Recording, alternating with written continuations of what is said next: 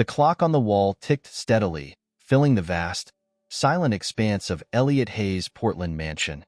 The house, a monument to his success, felt more like a mausoleum than a home. Cold marble floors stretched beneath his feet, the sharp lines of expensive furniture untouched by time or use. The air carried a faint, sterile scent, as though the very life had been siphoned from the space. Elliot, seated in a leather armchair by the window, stared out at the rain-slicked garden. The drizzle painted his reflection in the glass. A gaunt face with hollowed cheeks and tired, unforgiving eyes. The letter from his doctor sat on the side table, unopened. He didn't need to read it. The diagnosis hung over him like a storm cloud, undeniable and suffocating. Terminal cancer. Stage 4. The words echoed in his mind with a cold finality, as though someone had carved them into his very being. He had spent his life conquering obstacles, silencing opponents, and building an empire. Yet now, his most formidable adversary wasn't a rival but his own failing body. He clenched his fist, the movement slow and deliberate, as if testing the strength still left in him. The tremor in his hand betrayed his efforts. It was happening faster than he had anticipated. Small signs creeping into his everyday life. A shortness of breath after climbing the stairs. A persistent fatigue that even sleep couldn't erase. A sharp pain that radiated like a warning signal, demanding acknowledgement. Pathetic, he muttered under his breath, shaking his head. His voice, once commanding and full of authority, now felt hollow even to him. For decades, Elliot had prided himself on his ability to shut out emotions, to make decisions with ruthless efficiency. Emotions, he believed, were liabilities, weaknesses that served no purpose. Yet, sitting there in the oppressive silence of his mansion, he couldn't shake the faint pang of something unfamiliar, a vague, unsettling regret. His gaze shifted to the corner of the room, where an old wooden box rested on a high shelf, covered in a fine layer of dust. Inside it lay relics of a life he had long buried, a photograph, a letter, fragments of a past he refused to acknowledge. His chest tightened as his thoughts strayed to a choice he had made years ago, one that had carved a void within him. Outside, the rain fell harder, streaking the glass like silent tears. Elliot's lips tightened into a grim line. He hated the weakness creeping into him, both physically and emotionally. Yet, as his body betrayed him further, he couldn't ignore the nagging truth. He would have to leave this house, this sanctuary of solitude. And the idea of stepping into a world filled with faces, with emotions, with reminders of his failures, was almost unbearable. He reached for the glass of water beside him, but his hand faltered. The tremor was worse now. A sharp pang shot through his chest, and he winced, his free hand clutching at his side. The message was clear. He wouldn't be able to face this alone for much longer. Elliot set the glass down, staring at the unopened letter. The rain continued its relentless rhythm, and for the first time in years, he felt truly powerless. Elliot's driver pulled the car through the narrow road leading to St. Clair's Hospice, a modest clinic tucked away on the outskirts of Portland. The rain had subsided, leaving a mist that clung to the surrounding evergreens. Elliot sat stiffly in the back seat, his gaze fixed on the scenery outside. His reluctance to come here was palpable, yet his worsening symptoms had stripped him of any illusion of choice. The building itself was unassuming. Whitewashed walls, flower beds lining the entrance, and a faint warmth emanating from the softly lit windows. It felt worlds apart from the cold, calculated elegance of his mansion. As the car came to a stop, Elliot gritted his teeth. He had spent a lifetime ensuring that he needed no one. This visit felt like an admission of failure. Inside, the lobby hummed with quiet activity. The scent of lavender mingled with antiseptic, and muted conversations drifted through the air. A patient in a wheelchair laughed softly with a nurse who knelt beside them, adjusting a blanket. Elliot noted the contrast between this place and the corporate offices he had dominated for years. Everything here felt personal. "Mr. Hayes," a warm voice called, drawing his attention. Avery Sullivan approached, a clipboard in hand and a bright yet unassuming smile on her face. Her presence immediately commanded the space. not with authority, but with an aura of genuine kindness. Her uniform was neatly pressed, and her hair was tied back in a way that emphasized her no-nonsense practicality. Yet her eyes, sharp and observant, softened as they met his. Elliot straightened, his jaw tightening.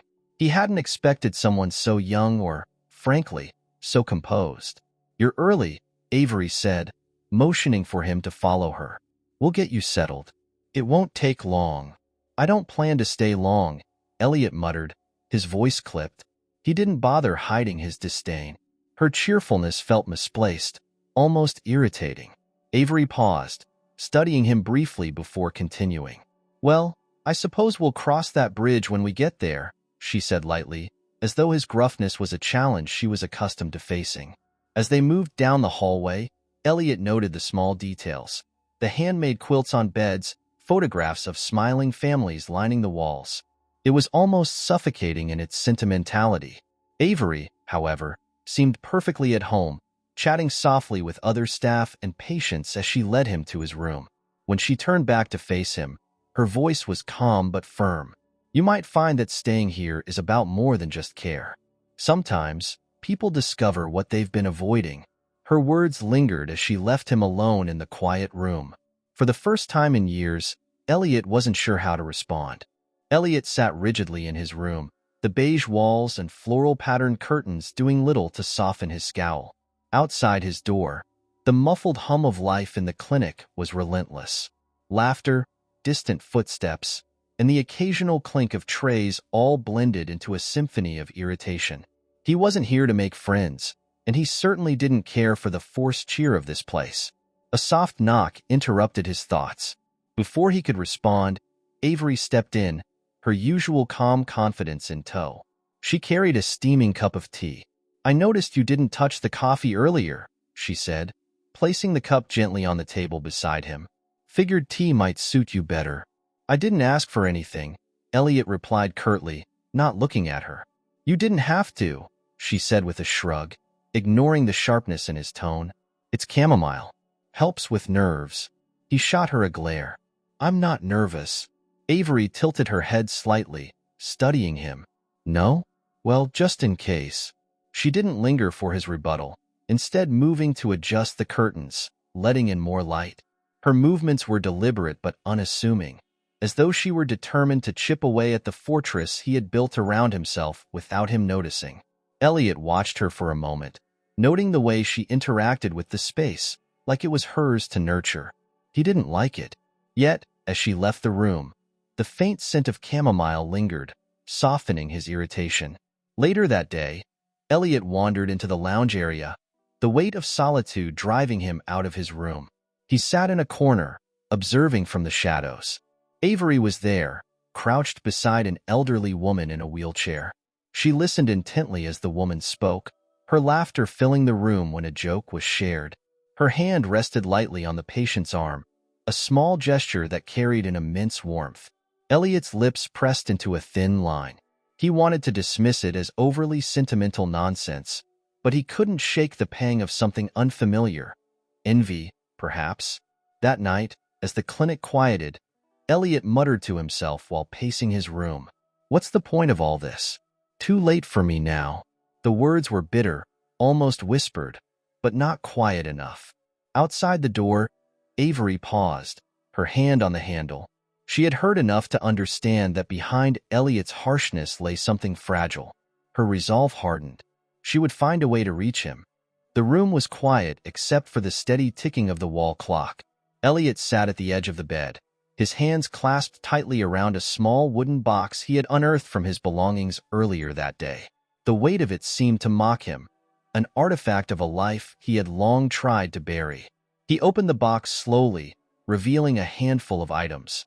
A faded photograph, a gold bracelet engraved with delicate initials, and a handwritten letter, its edges yellowed with age. His gaze fell on the photograph, his hand trembling as he picked it up.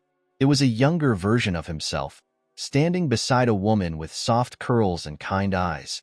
In her arms, a baby with dark, curious eyes stared into the camera. Elliot swallowed hard, his chest tightening at the sight. The memories came back in pieces, jagged and uninvited. He had been 28, hungry for success and unrelenting in his pursuit of wealth. The woman in the photograph, Margaret, had been a fleeting part of his life, warm, gentle, and full of dreams that didn't align with his.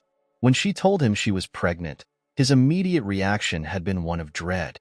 A child didn't fit into his meticulously planned ascent.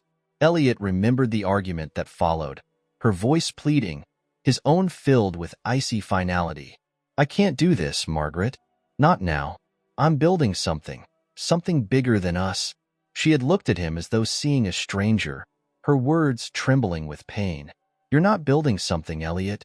You're tearing everything apart."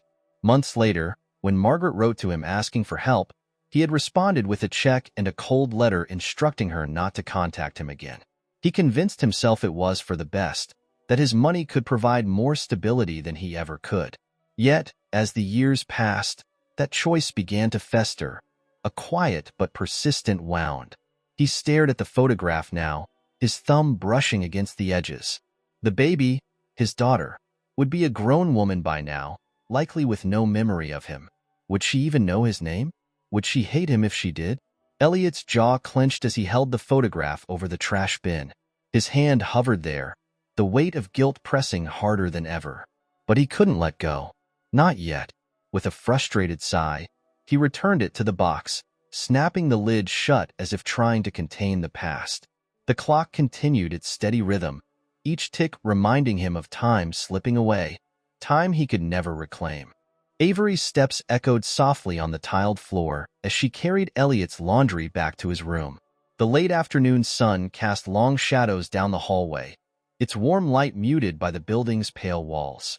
She knocked lightly on his door, but when there was no answer, she pushed it open, expecting to find him brooding by the window, as usual. Instead, the room was empty, though Elliot's jacket lay draped over the back of a chair. As she set the folded clothes on his bed, her eyes fell on a slip of paper sticking out of his jacket pocket. It wasn't intentional. At least that's what she told herself. But her fingers brushed the edge of the paper, and curiosity got the better of her. Pulling it out, she found a printed list of bank transfers. Her brows furrowed as she scanned the document. Each transfer was significant, sent regularly over the past several years to the same account. The name on the account wasn't familiar, but it was clear these transactions were personal. Elliot's aloof demeanor didn't exactly match someone with a penchant for generosity. The sound of the door opening startled her. Elliot stood in the doorway, his gaze narrowing as he saw the paper in her hand. "What do you think you're doing?" he snapped, his voice sharp enough to cut. Avery straightened, meeting his glare. "I'm sorry," she said, though her tone lacked contrition. "I wasn't snooping. This just fell out." She held up the paper as if it might soften his anger. His jaw tightened, and he snatched the list from her. "What I do with my money is none of your business." "I wasn't prying," Avery replied, calm but firm. "But it seems like you're sending a lot of money to someone. Are they family?" The question hit its mark. Elliot's face hardened, but his shoulders slumped slightly, as if the effort of staying angry was too much. "That's none of your concern," he said, his voice quieter but still defensive. Avery studied him, her instinct telling her that there was more to the story. "You don't have to tell me," she said after a moment. "But it's clear that this, whoever they are, they matter to you. Maybe more than you want to admit." For a long moment, Elliot said nothing, his hand clutching the paper. Then, almost bitterly, he muttered, "I abandoned someone. A long time ago. That's all you need to know." Before she could respond, he turned away, his retreat as much emotional as physical. Avery stood there, the weight of his words settling over her. She wasn't sure what he had done, but she knew one thing for certain. He wasn't as cold or detached as he wanted the world to believe. The clinic's garden was bathed in the soft, golden light of late afternoon. Avery walked along the stone path, her mind racing with the weight of Elliot's confession. Abandoning someone. A daughter, perhaps? The pieces didn't fully connect, but her intuition told her there was more to uncover. Her thoughts were interrupted by the sound of soft laughter, drawing her gaze toward a nearby bench. Claire sat there, a blanket draped over her lap and a book open in her hands. Her short, Dark hair framed a face that was both young and weary, marked by the invisible scars of a life that had demanded too much too soon. The warm smile she offered to another patient sitting nearby belied the quiet sadness in her eyes. Avery hesitated, then approached, her usual composure laced with uncertainty. "Mind if I join you?" she asked. Claire looked up and shrugged. "It's a free bench." Avery sat, folding her hands in her lap. "You seem better today," she said softly. Claire's smile faltered, replaced by a guarded expression. "Some days are better than others," she replied. "Not that it matters much. One step forward, two steps back, right?" Avery nodded, sensing the walls Claire had built around herself. "I came to check on you earlier, but you weren't in your room." Claire sighed, closing her book. "I needed some air. Can't stand being cooped up for too long. Makes me feel like I'm back in the system." Avery tilted her head. "The system? Foster care," Claire said bluntly, her voice devoid of self-pity. "I was in and out of homes for most of my childhood. Guess I wasn't exactly adoptable." Avery's heart clenched at the admission, but she kept her tone neutral. "That must have been hard." Claire shrugged again. "It was what it was. You learn to stop expecting people to stick around. They usually don't." As the conversation continued, Avery couldn't shake the growing sense of connection between Claire's story and Elliot's guarded past. "Do you ever think about your biological family?" she asked carefully. Claire's gaze hardened. "Not really. Whoever they were, they didn't want me. That's all I need to know." But her tone wavered, and Avery caught the flicker of pain behind her defiance. Deciding not to push further, Avery changed the subject, though her mind raced with questions. Could it be possible? Could Claire be the person Elliot had abandoned? Later that evening, while checking Claire's records, Avery found something. A name buried in the paperwork that sent her pulse racing. Hayes. The truth struck her like a thunderclap. Claire was Elliot's daughter. Elliot sat in his room, the shadows of dusk creeping across the walls. The air felt heavy, as though something unspoken was about to break. He didn't notice the knock at his door until it opened. When he looked up, he froze. Claire stood there, her frame taut, her eyes blazing with barely contained anger. Avery hovered behind her, her face a mix of concern and hesitation, but Claire didn't wait for an invitation. "You're him, aren't you?" Claire's voice was sharp, the words slicing through the stillness. "Elliot Hayes. The man who sent money instead of showing up.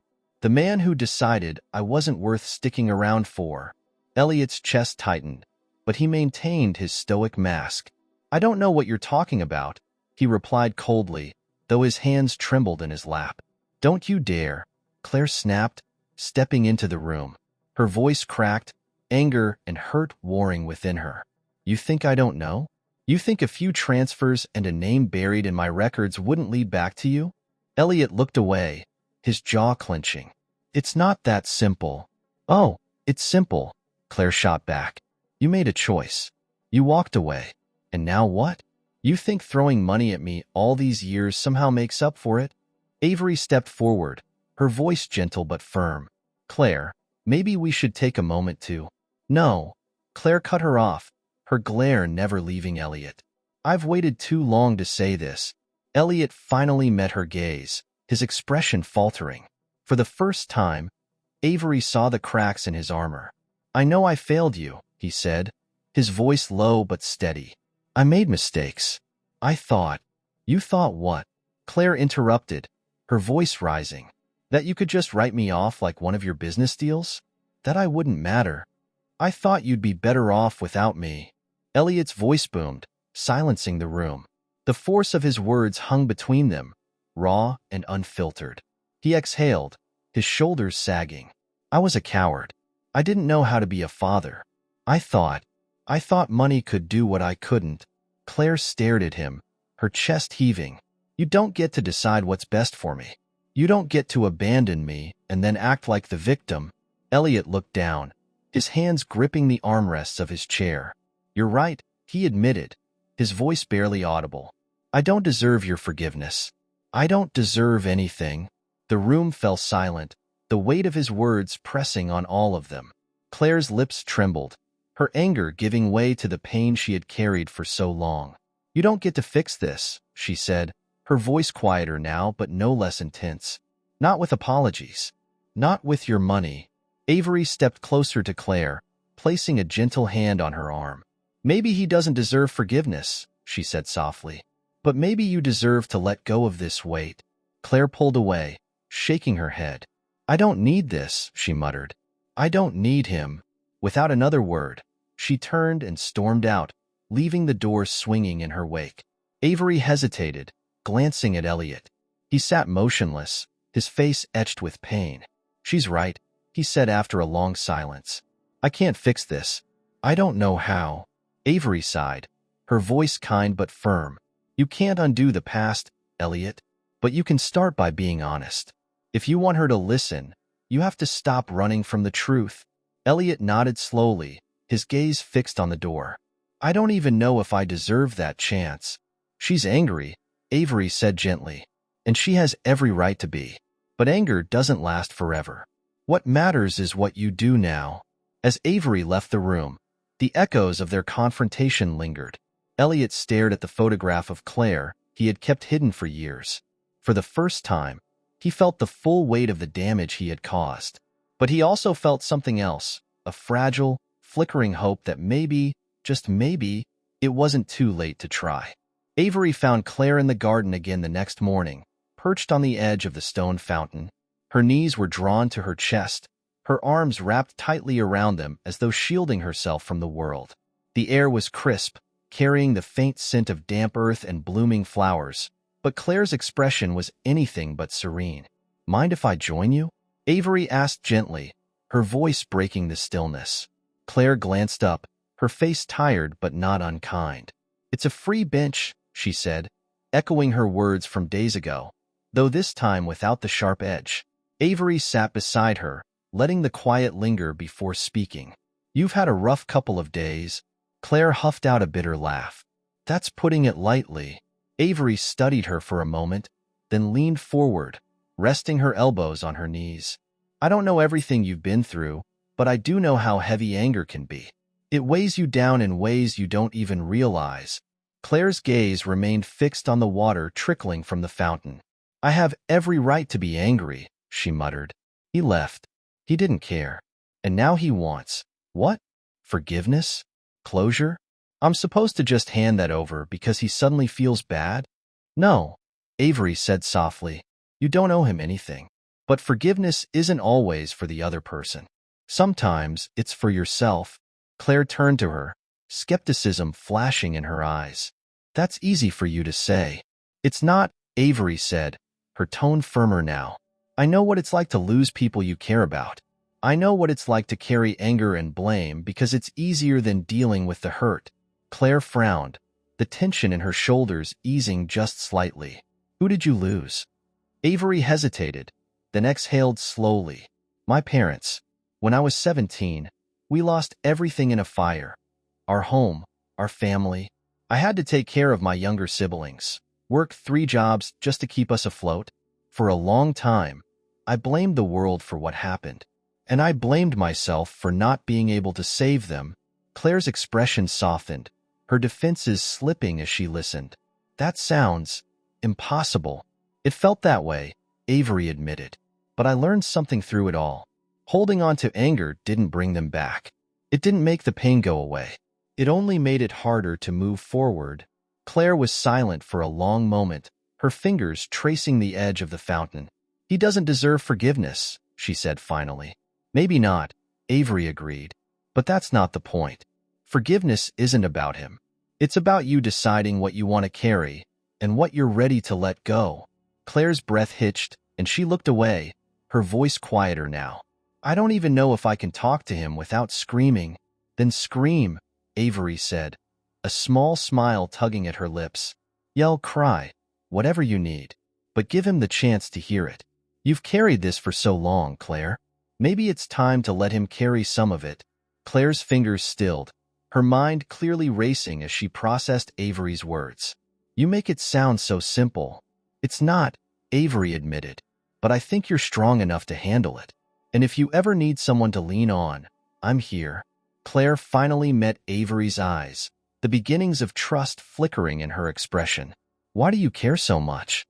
Because I've seen what holding on to pain can do, Avery said simply. And because I think you deserve better than that. The two sat in silence for a while, the tension between them replaced by something softer, something almost hopeful. Claire's lips pressed into a thin line as she seemed to reach a decision.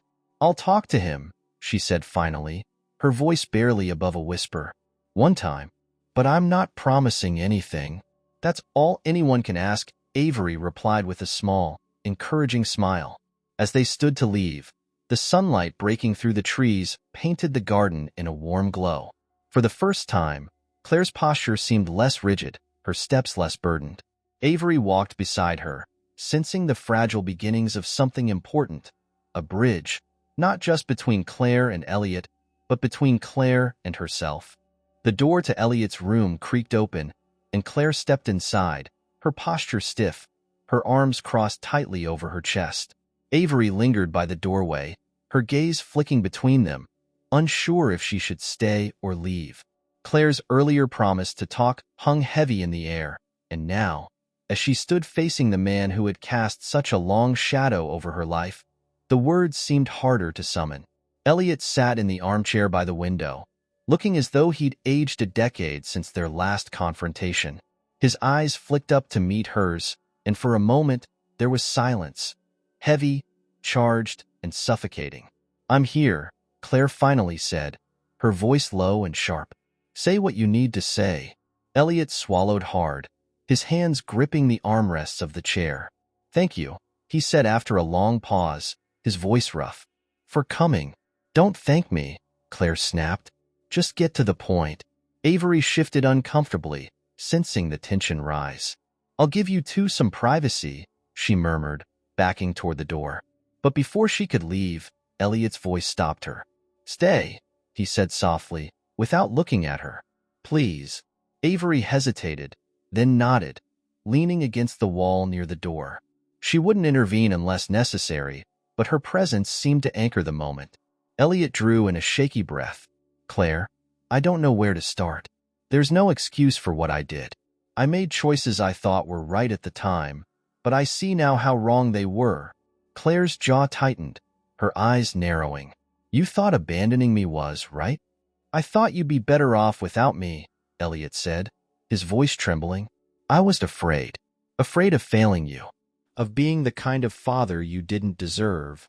That's a convenient excuse, Claire spat. You didn't even try. You're right, Elliot admitted, his shoulders sagging. I didn't.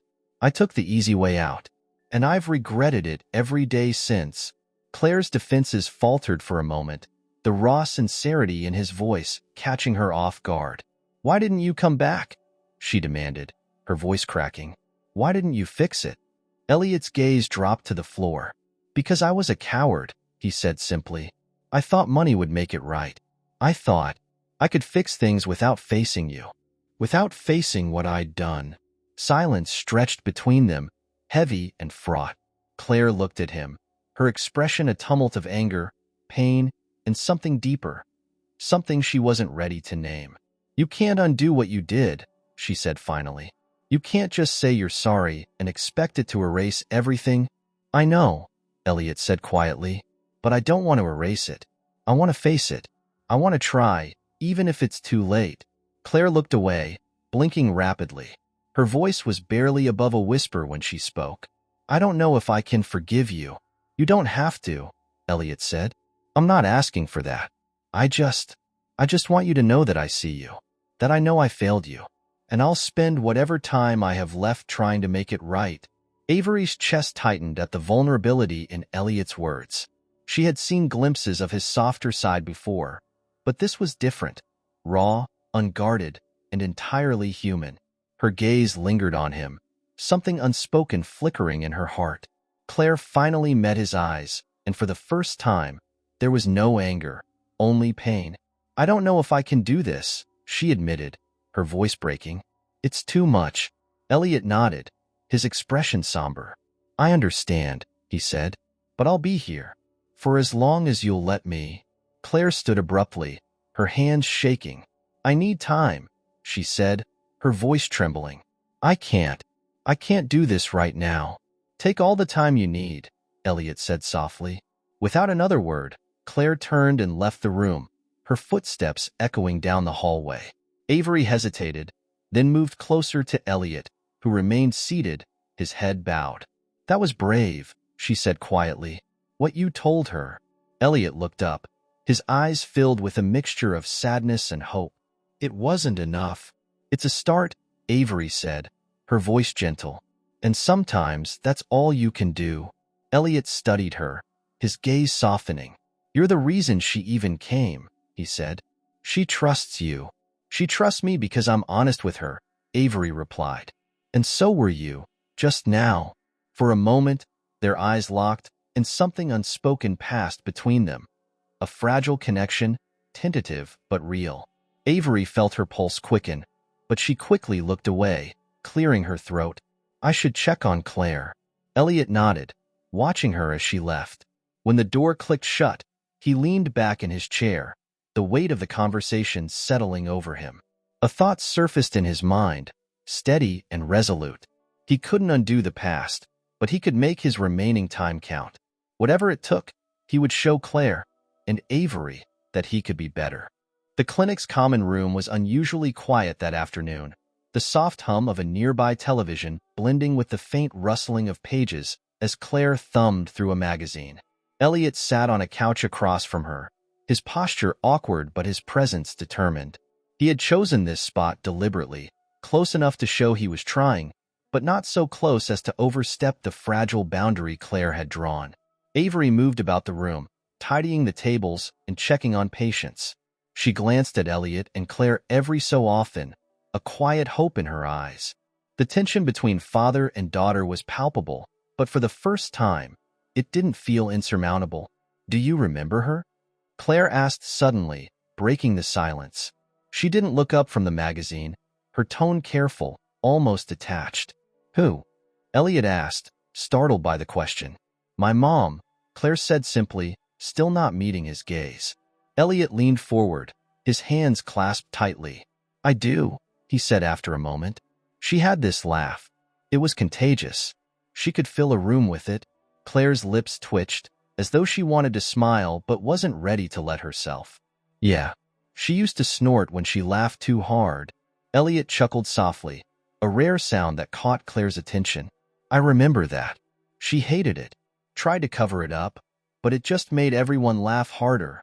Claire's shoulders relaxed slightly, and she risked a glance at him. She used to bake brownies every Saturday. Burned the edges every single time. Elliot nodded, a small smile pulling at his lips. She wasn't much of a cook. I think she thought if she smiled enough, no one would notice. Claire let out a soft laugh, the sound surprising them both.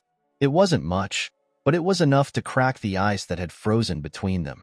For the first time, they shared a memory, and it felt like a fragile truce, something to hold on to, even if only for a moment.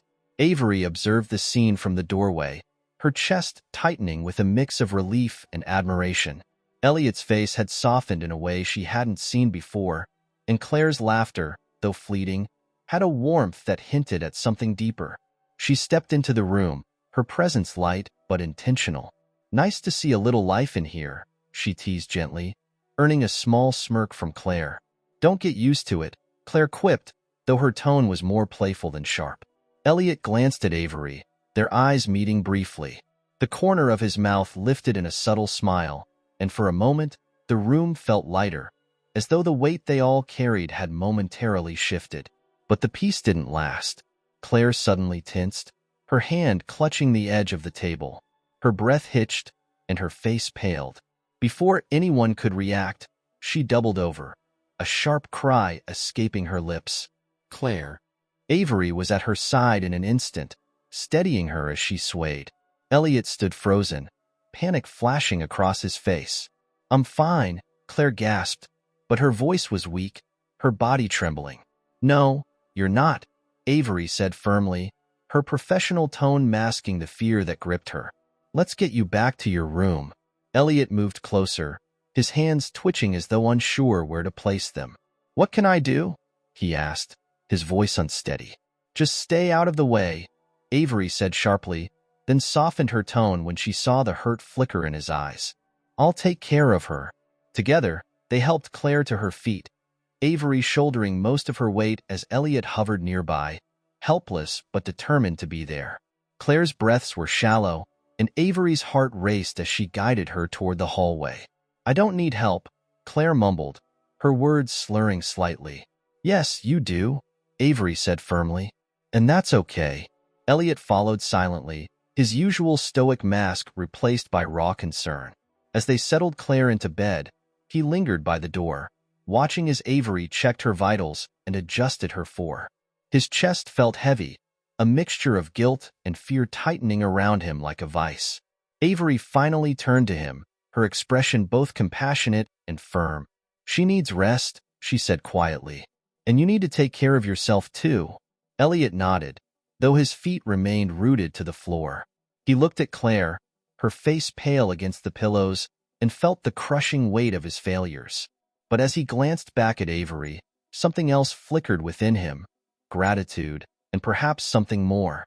"Thank you," he said, his voice barely above a whisper. Avery met his gaze, her eyes soft. "For what?" "For staying," he replied. "For not giving up." She offered a small smile, her cheeks flushing faintly before she turned back to Claire. Elliot lingered a moment longer, then stepped into the hallway, his mind racing. He didn't know how to fix this, but he knew one thing for certain. He couldn't do it alone. Elliot sat in his room, staring out the window as rain streaked down the glass. His hands rested on the desk before him, a pen poised over a blank sheet of paper. The silence of the room was oppressive, broken only by the ticking of the clock. His mind churned with memories of the past few days, the weight of Claire's illness, her collapse, and the way her laughter, so rare and fleeting, had struck something deep within him. A knock at the door pulled him from his thoughts. It was Avery, stepping inside with a calm, professional demeanor that masked the concern in her eyes. "She's stable," Avery said, taking a seat across from him. But the episode was a wake-up call. "Claire's condition is delicate." Elliot nodded, his throat tight. "How much time does she have?" Avery hesitated. "It's hard to say. Without further intervention, maybe months. But there's an experimental treatment being developed. It's risky, and it's not cheap, but it could give her more time. Maybe even improve her quality of life." Elliot leaned forward, his brow furrowed. "What does she need?" Avery looked at him cautiously. "It's complicated. The trial is in its early stages, and there's no guarantee it'll work. The cost alone is astronomical." Elliot straightened, his expression resolute. "Money isn't an issue." Avery blinked, taken aback. "Elliot, this isn't something you can just throw money at. It's—" "I've spent my life chasing money," he interrupted, his voice firm. "It's about time it went towards something that actually matters." Avery studied him, searching for any sign of hesitation. When she found none, she softened. "If you're serious, this could give her a real chance. But it won't be easy." "It doesn't have to be easy," Elliot said, more to himself than to Avery. "I owe her this." As Avery explained the logistics, Elliot's mind began to race. He had spent years building an empire, amassing wealth that had brought him nothing but isolation. Now, for the first time, he saw a purpose for it, a way to do something right, even if it came too late for him. The next morning, he made the call to his lawyer, instructing him to liquidate assets and allocate the funds. It was a monumental decision, but Elliot felt lighter for it, as though the weight of his past was finally being put to use. Later that day, Claire stood outside his room, her footsteps halting as she overheard his raised voice through the door. "I don't care about the risk," Elliot was saying. "Sell whatever needs to be sold. Make the transfer happen immediately." Claire froze, her pulse quickening. She leaned closer, catching the tail end of the conversation. "This is for my daughter," Elliot said, his voice thick with emotion. "She deserves the chance I couldn't give her before." Claire's chest tightened, her breath catching in her throat. She stepped back, retreating down the hallway as his words echoed in her mind.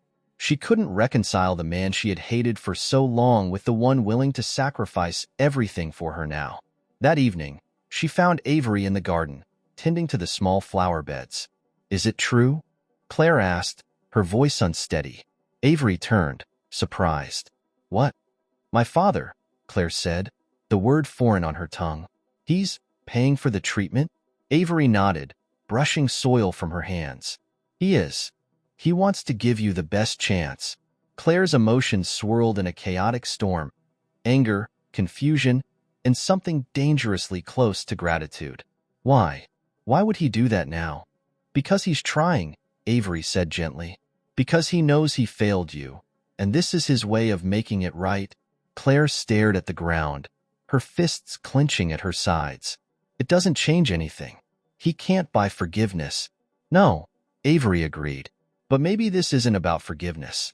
Maybe it's about letting go of the anger that's been holding you back." Claire didn't respond, but her silence spoke volumes. She turned away, her mind racing with questions she wasn't ready to face. Inside his room, Elliot sat at the desk, staring at the photograph of Margaret and Claire that he had kept hidden for years. For the first time, he allowed himself to hope, not for forgiveness, but for the chance to give Claire something he had never been able to before: a future. The clinic was quiet, the halls cloaked in the stillness of late night. Most of the patients were asleep, their rooms dimly lit by the soft glow of bedside lamps. Elliot sat in the small lounge by the window, his fingers wrapped around a mug of lukewarm tea he hadn't touched.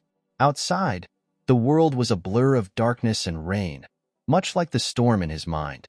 The sound of footsteps broke the silence, and when he turned, Avery was standing in the doorway. She hesitated, then stepped into the room, her gaze softening as it landed on him. "Couldn't sleep?" Elliot shook his head. "Too much on my mind." She crossed the room and settled into the chair across from him. "Want to talk about it?"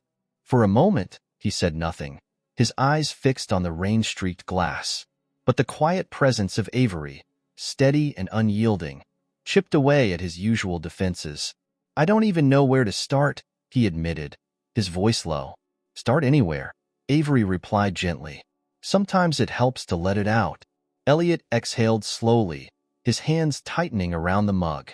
"I've spent my entire life trying to control everything. Every decision, every move.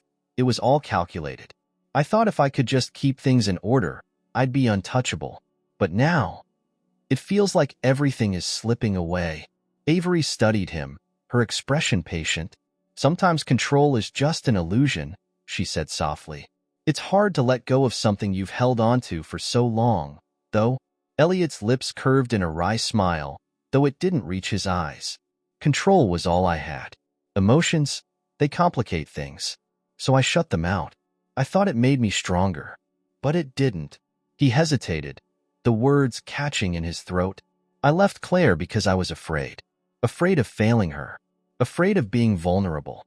And now, after everything, I don't even know if she'll ever see me as anything but a coward." Avery reached across the table, her hand brushing his lightly. "You're trying," she said. "That matters." "Does it?"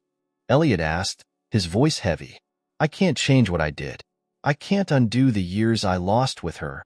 "No, you can't," Avery said, her gaze steady. "But you can show her who you are now. That takes courage, Elliot. More courage than it takes to shut the world out." Their eyes met, and for a moment, the space between them seemed to disappear. Avery's hand lingered on his, the warmth of her touch grounding him in a way he hadn't expected. "Thank you," he said quietly, his voice raw with emotion, "for not giving up on me." She smiled, a faint blush coloring her cheeks. "You're not as impossible as you think." The tender moment was interrupted by a soft knock at the door. Both turned to see Claire standing there, her arms crossed, her expression uncertain. "Am I interrupting?" she asked, her voice quieter than usual. "Not at all," Avery said, standing. "I was just heading back to check on a patient." "Take care, Elliot." As Avery left the room, her hand brushed against Claire's shoulder briefly, a silent encouragement. Claire stepped inside, hovering awkwardly near the doorway. "I couldn't sleep either," she said, her tone clipped but lacking its usual sharpness. Elliot gestured to the chair Avery had just vacated. "Sit." Claire hesitated, then crossed the room and sat down, her posture tense. For a moment, neither of them spoke. Then she broke the silence. I heard about what you're doing. The treatment. Elliot shifted, unsure how to respond. I wanted to help, he said cautiously. It's the least I can do. You didn't have to, Claire said, her voice tinged with something he couldn't quite place. Perhaps gratitude, perhaps disbelief. Yes, I did, Elliot replied firmly. I may not be able to fix the past, but I can do this. I want to do this. Claire studied him, her expression unreadable. You really think that's going to fix everything? No, he said honestly. But I hope it's a start. Claire's gaze softened, the wall she had built around herself cracking ever so slightly. I don't know if I can ever forgive you, she said, her voice trembling. But I'll give you a chance. One chance. Don't waste it. Elliot nodded, his chest tightening with a mix of relief and determination. I won't. For the first time, Claire held his gaze, her vulnerability laid bare. It wasn't forgiveness, but it was something. And for Elliot, that something felt like hope. The sun was setting, casting an amber glow across the walls of the clinic's small meeting room where Elliot sat waiting. His breathing was shallow, the strain evident as he rested his elbows on his knees, staring at the floor. He had asked Claire to meet him here, though he wasn't entirely sure she would come. Every second that passed felt like an eternity, a countdown that only magnified his regret. When the door finally opened, Claire stepped inside, her arms crossed tightly, her face guarded. She didn't sit. Instead, she leaned against the wall near the door, keeping her distance. What is this about? She asked, her tone cool but laced with weariness. Elliot straightened, his hands clasping together tightly as if trying to hold himself steady. I wanted to talk, he said, his voice softer than usual. About everything. Claire let out a sharp breath, her posture rigid. We've already talked. Or have you forgotten? No, Elliot replied quickly, his eyes meeting hers. But I don't think I said everything I needed to say. Her lips pressed into a thin line, but she stayed silent, her gaze urging him to continue. Elliot inhaled deeply, his chest aching from the effort. I know I can't undo what I did, he began. I know I failed you and your mother. I ran because I was afraid of being a father, of being vulnerable. And I thought if I stayed away, I'd protect you from me. Claire's brows furrowed, her voice rising. Protect me? Do you hear how ridiculous that sounds? You didn't protect me, Elliot. You left me to fend for myself. Do you know what it's like to grow up feeling like you're not good enough? To think your own father didn't want you? Elliot flinched at her words, his face tightening. I thought I was doing what was best. What was best for you? Claire interjected, her voice breaking. You left because it was easier for you. Don't pretend it was for me. Her words hit him like a blow, but he didn't look away. You're right, he said quietly. It was selfish. I was selfish. And I've spent every day since regretting it. Claire's shoulders trembled, her anger mingling with the ache she had carried for years. Regret doesn't change anything, she whispered. It doesn't erase what I went through. Elliot's breathing grew heavier, his hand pressing against his chest. I know it doesn't, he said, his voice strained. But I'm trying to be someone you can rely on now, even if it's too late. Too late doesn't even begin to cover it, Claire snapped, her hands balling into fists. You don't get to waltz back into my life and act like... She stopped abruptly as Elliot's face paled, his hand gripping the table for support. Elliot, she said hesitantly, her anger momentarily replaced by concern. His chest rose and fell unevenly, and he shook his head as if to dismiss her worry. I'm fine, he muttered, though his voice was faint. You're not fine, Claire said, moving closer despite herself. Sit down before you fall over. Elliot tried to wave her off, but his body betrayed him. His knees buckled, and Claire lunged forward, catching him just in time to keep him from hitting the ground. Help! She yelled toward the open door. Avery appeared almost instantly, her calm professionalism taking over. Let's get him to his room, she said, her voice firm but reassuring. Claire helped steady Elliot as Avery guided them down the hallway. His weight was heavy against Claire, but she didn't complain, her earlier anger pushed aside by the sight of his vulnerability. Once he was settled into bed, Avery checked his vitals, her expression carefully neutral. "You need to rest," Avery said firmly. "Your body is telling you to slow down, Elliot." "I don't have time to slow down," Elliot murmured, his voice barely audible. "You won't have any time if you don't take care of yourself," Avery countered, her tone sharp but kind. She glanced at Claire, then back at Elliot. "I'll give you two a moment." As Avery left, Claire stood awkwardly by the bed, her arms crossed again. "You scared me," she admitted, her voice quieter now. I thought you were about to die." Elliot offered a weak smile. "Not yet." Claire's chest tightened, the sight of him so frail tugging at something deep within her. She looked away, her voice trembling. "I don't know if I can forgive you, Elliot, but I don't want you to die without trying." His eyes softened, a glimmer of hope breaking through his exhaustion. "Trying is all I can do." Claire nodded, a tear slipping down her cheek. "Then don't stop." She turned and left the room, her steps unsteady but purposeful. As the door clicked shut, Elliot let out a shaky breath, a bittersweet smile crossing his lips. It wasn't absolution, but it was something. And for now, it was enough. The room was quiet, save for the rhythmic hum of the oxygen machine. The sun had begun to set, casting long shadows across the walls. Elliot lay in the bed, his breathing shallow but steady, his once imposing frame now frail and thin. The end was near. Everyone in the clinic could feel it, especially Claire and Avery, who sat on either side of him. Claire's hands were folded tightly in her lap, her nails digging into her palms.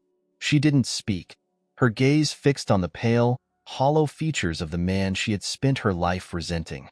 Yet now, seeing him like this, the anger felt distant, replaced by a knot of emotions she couldn't untangle.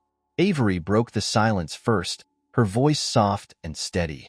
"Elliot," she said, leaning closer, "is there anything you need? Anything I can do for you?" Elliot's eyes fluttered open, a faint smile tugging at the corners of his lips. "You've already done so much," he whispered, his voice weak but clear. "Both of you." Claire shifted in her seat, her throat tightening. "Don't start with the speeches," she muttered, though there was no venom in her words. "You don't get to play the wise old man now."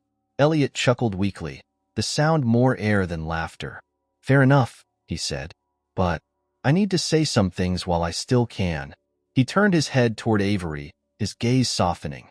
"Avery, you've been my anchor through all of this. You saw me for who I am. Not the man I pretended to be, but the man I am underneath.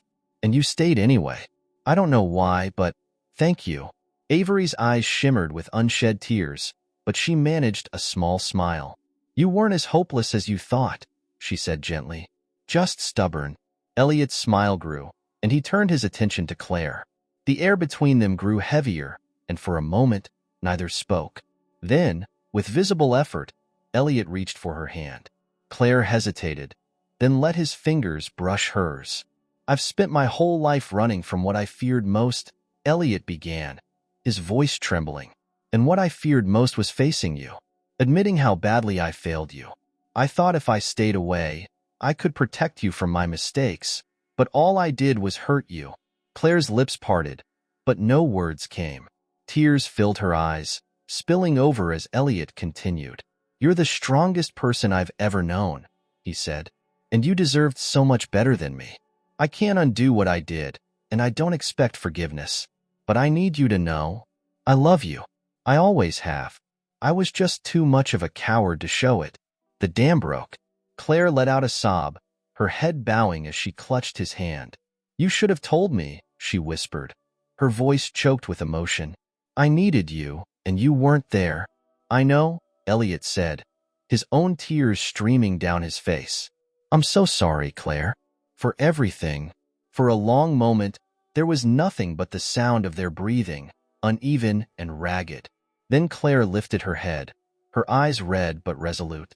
"I don't know if I can forgive everything," she said honestly, "but I can forgive you for trying, and for loving me, even if it took you too long to say it." Elliot's breath hitched, and his eyes closed briefly, relief washing over his face. "Thank you," he whispered, his voice barely audible. Avery placed a comforting hand on Claire's shoulder, her own tears falling freely. The three of them sat together, the weight of unspoken words and long-held pain slowly lifting.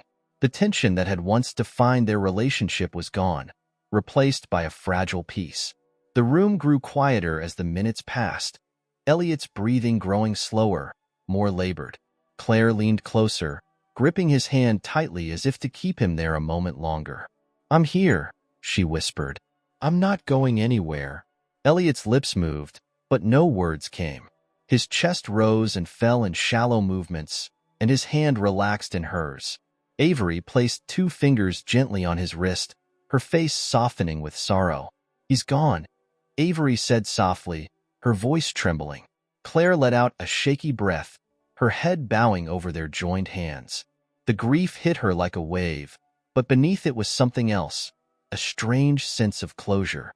For all the years of anger and pain, for all the things left unsaid, there was peace in knowing that her father had died trying to make things right. Avery placed a hand over Elliot's, her gaze lingering on his face. "He was a complicated man," she said quietly, "but he did love you, Claire. Don't ever doubt that." Claire nodded, wiping her eyes with the back of her hand. "I know," she said, her voice barely above a whisper. I wish we had more time." Avery didn't respond. Instead, she wrapped an arm around Claire's shoulders, offering silent comfort. Together, they sat in the fading light, the room filled with an aching stillness. Elliot Hayes was gone, but his presence lingered, in the bond he had helped rebuild, in the strength he had shown in his final days, and in the forgiveness he had sought so desperately. For Claire, it wasn't the end of her pain, but it was the beginning of something new, something lighter. And as she looked at the hand still clasped in hers, she allowed herself a small, bittersweet smile. The clinic was quieter now, its halls carrying an air of calm rather than grief. A week had passed since Elliot's death, and though his absence lingered heavily in the air, life pressed on. Claire sat in a sunlit corner of the common room, her arm extended as a nurse adjusted the for her first treatment. The experimental therapy Elliot had funded was a leap of faith. There were no guarantees, and Claire knew that. But as she sat watching the liquid drip steadily into her veins, she felt something unfamiliar. Hope. Avery entered the room quietly, her presence as steadying as ever. "How are you feeling?" she asked, sitting in the chair beside Claire. Claire shrugged. "Tired already, and it's only been an hour." Her voice carried a mix of frustration and resignation. "That's normal," Avery said, offering a small smile. "But it's a start." Claire glanced out the window, her gaze distant. "You think he knew it might not work? That this could all be for nothing?" Avery hesitated before answering. "I think Elliot knew the risks," she said gently, "but I also think he believed in giving you a chance. That was what mattered to him, giving you the opportunity to fight." Claire nodded, her fingers toying with the blanket draped over her lap. "I wish I could have told him that I was grateful before he was gone. He knew," Avery said, her voice steady. "You gave him peace, Claire. That's more than most people get in the end." The words hung between them, a quiet comfort in the lingering ache. After a few moments, Claire shifted in her seat. "Will you take me to see him?" she asked, her voice almost timid. Avery's smile was soft. "Of course." The cemetery was peaceful, nestled on a hillside overlooking the city. Rows of headstones stretched out before them, each carrying its own story of love and loss. Avery and Claire walked slowly, the crisp air brushing past them, until they reached the simple granite stone that bore Elliot's name. For a moment, neither spoke. Claire stared at the engraved letters, her throat tightening. "I hated him for so long," she admitted quietly. "And now, I just miss him." Avery rested a hand on her shoulder. "That's how you know he mattered." Claire knelt beside the grave, her fingers grazing the stone. "I didn't think he'd change," she said, her voice thick with emotion. "But he did. Even if it was too late." Avery crouched beside her, the two of them united in their shared grief.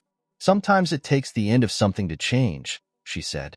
And sometimes that change is enough to leave something behind.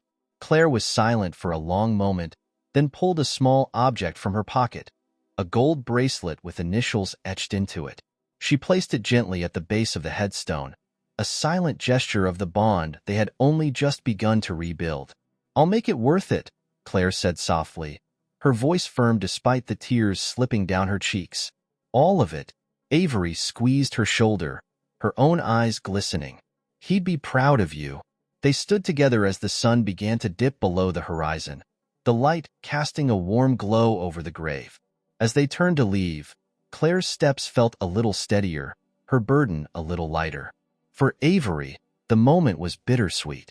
She had come to this place a stranger, but Elliot and Claire had changed her life in ways she hadn't expected. She saw the world differently now, with a deeper appreciation for the fragile connections that could bloom even in the shadow of loss. As they walked back toward the car, Claire glanced at Avery. "Do you think he's really at peace?" Avery smiled softly, her heart full of certainty. "I think he finally found what he was looking for." Claire nodded, a small, bittersweet smile tugging at her lips. For the first time in years, she felt something she had thought was lost forever, a glimmer of peace. The crisp morning air carried the scent of freshly cut grass as Claire sat on a bench in the clinic's garden. A faint warmth from the rising sun painted the world in soft gold, casting long shadows across the flower beds. She stretched her legs out in front of her, the weight of her recent treatment making her limbs feel heavy, but there was a newfound lightness in her chest. Avery walked up, holding 2 steaming mugs of tea. She handed one to Claire and sat beside her, her movements unhurried. The two had fallen into a quiet routine over the past few weeks, a bond forged through shared grief and hope. "Still managing to stomach the tea?" Avery teased, her tone light but affectionate. Claire smirked, cradling the mug between her hands. "Barely, but it beats the alternative." The quiet moment stretched comfortably, the sounds of rustling leaves and distant birds filling the space. Avery took a sip of her tea before glancing at Claire. "I'm proud of you, you know." Claire raised an eyebrow. "For what? Sitting here drinking terrible tea?" "For everything," Avery said, her gaze steady. "For facing this. For letting go of some of the weight you've been carrying."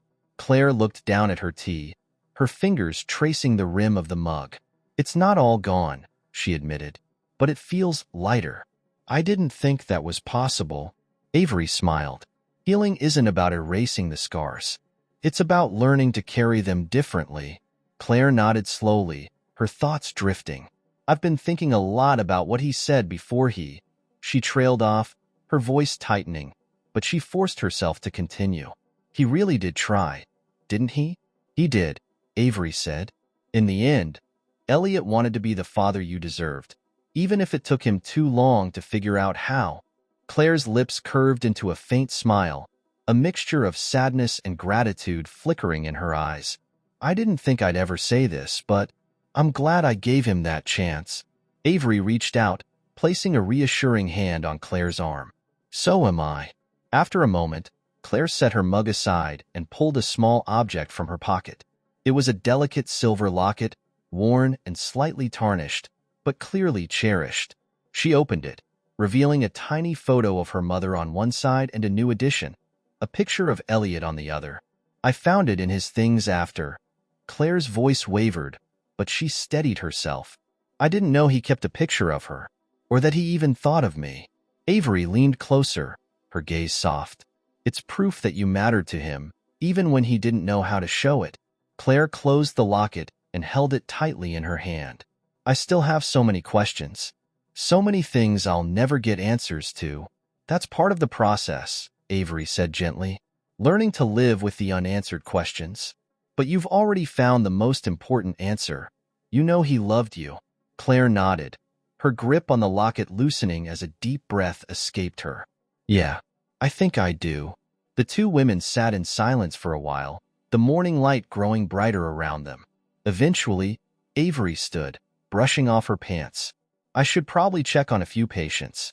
But before I go, I wanted to tell you something." Claire tilted her head, curious. "What is it?" "I've been thinking about taking a step back," Avery said.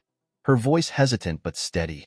Not leaving entirely, but maybe focusing on something different. Something that gives me more time for myself. Claire blinked. You mean, leaving the clinic? Not entirely, Avery clarified. Just scaling back. For a long time, this place has been my whole life. I think it's time I start exploring what else is out there. Claire studied her for a moment, then smiled. You deserve that, Avery. After everything you've done for everyone else, it's about time you did something for yourself. Avery smiled, relief washing over her. Thanks, Claire. That means a lot. As Avery walked back toward the clinic, Claire remained on the bench, her fingers brushing the locket around her neck. The sunlight warmed her face, and for the first time in years, she felt a sense of peace, a fragile but steady hope that she could carry forward. She leaned back, closing her eyes, and let the moment wash over her. The scars of her past were still there, etched deeply into her heart, but they no longer defined her. Instead, they told a story of survival, of reconciliation, and of learning to forgive, even when forgiveness seemed impossible. When she opened her eyes again, her smile grew. It wasn't a full release, but it was enough. And for Claire Hayes, that was a beginning.